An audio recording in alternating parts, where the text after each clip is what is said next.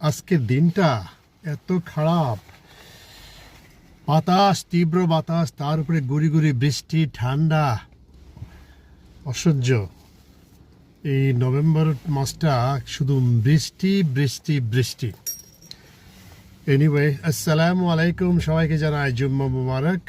সবাই ভালো আছেন আশা করি, আমি আছি আলহামদুলিল্লাহ। ও,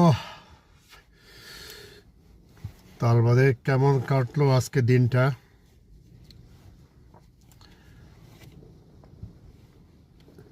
আমার এখানে দিনটা অন্ধকার, মেঘে আকাশে ভর্তি মেঘ, টিপ টিপ করে বৃষ্টি পড়তেছে, টিপ টিপ।